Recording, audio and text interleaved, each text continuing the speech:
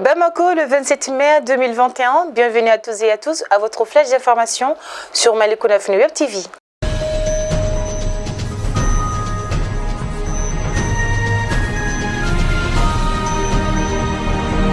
Les têtes de la junte militaire qui ont pris une première fois le pouvoir à l'année en août 2021 viennent de récidiver. Leur chef Assimi Goïta a déclaré le mercredi 26 mai 2021 au médiateur étranger venu le voir qu'il prenait lui-même les choses en main. Pour le moment, après les démissions de Mbandao et de Mokhtar Ouane, quelle est donc la marge de manœuvre face à la classe politique et à la communauté internationale? Le comité stratégique du M5 RFP, réuni en section ordinaire ce mercredi 26 mai 2021, a pris acte des démissions annoncées ce jour même du président de la transition, M. Mbandao, et du Premier ministre Mokhtar Ouane, et la dissolution du gouvernement. Le M5 RFP déplore les conséquences de cette grave crise au sein des organes de la transition et appelle les autorités au respect de la charte de la transition. Il rappelle avoir constamment demandé la rectification de la trajectoire de la transition, mais il a été confronté à l'indifférence du président et à l'immobilisme du Premier ministre de la transition. Il réitère son appel au dialogue inclusif sur la base de l'ensemble des 17 mesures contenues dans les 10 points de son mémorandum soumis au président de la transition le 6 mai 2021. À cet effet, le M5 RFP maintient son programme de manifestation déjà planifié jusqu'au 4 juin 2021.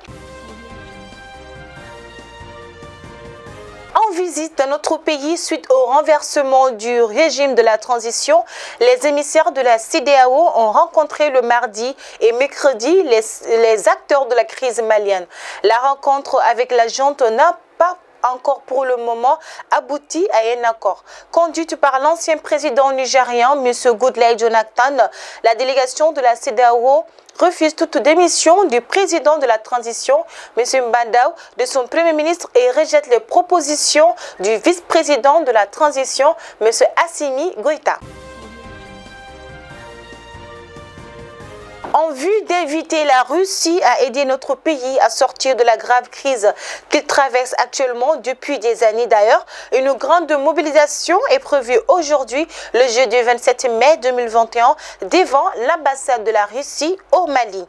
En attendant, hier mercredi 26 mai 2021, certains étaient déjà sur place pour la même cause d'ailleurs. À cette occasion, les uns et les autres ont précisé qu'ils soutiennent la transition, mais surtout le Mali. Ils ont précisé que le Mali, dans toute sa diversité, compte sur ce soutien de la Russie. Les manifestants ont fait savoir qu'ils souhaitent une coopération militaire, humanitaire dans tous les secteurs. Aujourd'hui, plus que jamais, le sort du Mali dépendra de la coopération avec la Russie. Si vous venez, nous pourrions construire ensemble le Mali et pourquoi pas l'Afrique tout entière, ajoute-t-il. Dans un communiqué, le ministère de la Sécurité et de la Protection civile dément l'instauration d'un couvre-feu et la fermeture des frontières du pays, contrairement aux rumeurs qui circulent sur les réseaux sociaux.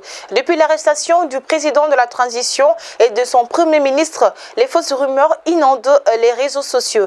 La plus récente est l'annonce de la fermeture des frontières du pays et l'instauration d'un couvre-feu dans le pays. Cette fake news a fait le tour des réseaux sociaux, notamment sur WhatsApp. Le ministère de la Sécurité et de la Protection civile dément ces allégations qui, selon lui, sont de nature à jeter le trouble, une rumeur, et rassure la population que toutes les mesures majeures qui seront prises d'ailleurs seront diffusées à travers les canaux d'information officiels de l'État malien.